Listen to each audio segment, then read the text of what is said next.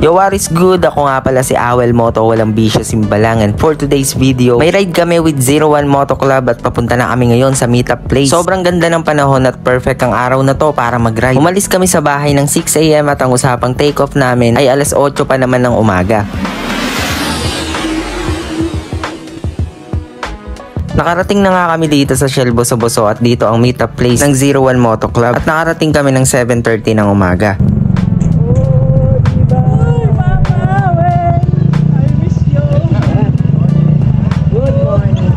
Dahil maaga kaming nakarating, magkakape muna kami habang naghihintay sa iba pa naming mga kasama.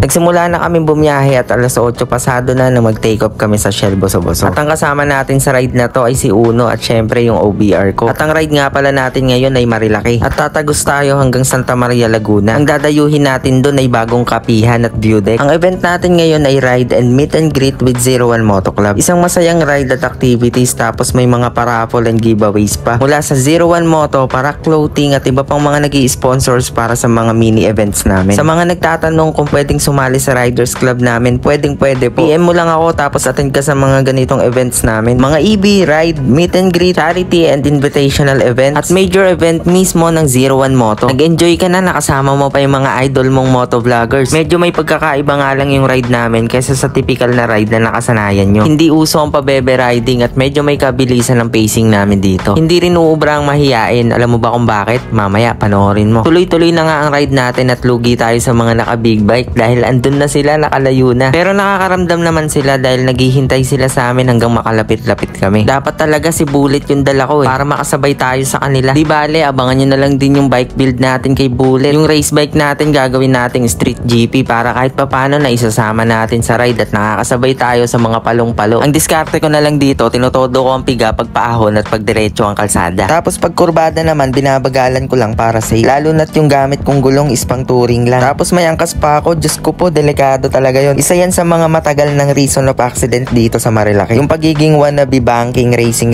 Anyway, tuloy ang ride at andito na tayo sa Big C, ang dating tambayan. Dito nagsimula ang lahat at alam yan ng mga matagal nang umaakyat dito. Marami akong masasayang memories dito. Pati rin yung mga riders na umaakyat dito linggo-linggo. At dito naman tayo ngayon sa part ng DC o tinatawag nilang Devil's Corner. Isa sa mga delikadong kurbada ng Marilaki na may sunod-sunod na aksidenteng nagaganap na inaabuso ng mga tae content creator. Nagulat nga ako dahil meron pa palang nagbibideo-video dito, mga nag-aabang ng maaaksidente. Naidebunk ko pa nga yan dati yung sinasabi nilang for safety purposes. Pero ang totoo is for the followers, for the views, at para pumera lang talaga. Sa tuloy-tuloy na ride namin, bigla na lang may sumulpot sa kaliwa ko, isang kamote rider. Nagulat talaga ako doon at gusto ko sanang habulin, kaya lang napakabilis. Hindi aabot tong click natin kahit isagad-sagad ko pa to. Kaya binilisan ko na lang ng konti, baka abutin ko pa siya doon sa manukan.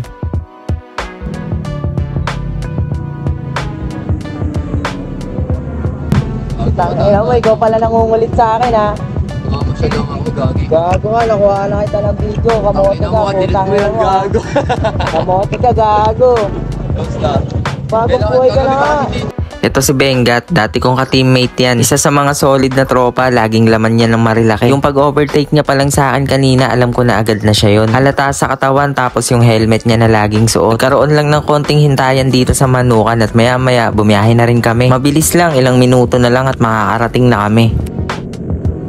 At nandito na nga kami sa venue. Kung di ako nagkakamali, mga pasado alas 10 na kami nakarating. At di ko in-expect na ganito pala kaganda sa venue na to. Relaxing dito na may magandang tanawin at napakalamig ng simoy ng hangin. Tanaw dito ang Santa Maria, Laguna hanggang Pililla, Rizal. At nakikita rin mula sa malayo yung mga windmill. Dito ang venue namin ngayon sa Cafe Liso. Nag-prepare na kaming lahat para sa mga programs at para sa kasiyahan naming lahat. Pagkatapos ng preparation, hinandaan nila kami dito ng makakain. Grabehan din yung food trip, pang piyestahan yung hinandaan nila sa amin. Isang masayang salo-salo at sino ba namang hindi gaganahan sa mga ganitong ride ng Riders Club. Sabi ko pa naman kanina, konti lang kakainin ko pero sa totoo lang yung kain ko na yan sa video na yan, pangalawang plato ko na yan. Hindi naman ako gutom yan pero sarap na sarap ako sa mga hinain nila sa amin. At bago ko makalimutan, maraming salamat po sa mga masasarap na pagkain. At pagkatapos ng food trip, eto na, tara samahan nyo ako sa program namin kung gaano to kasaya.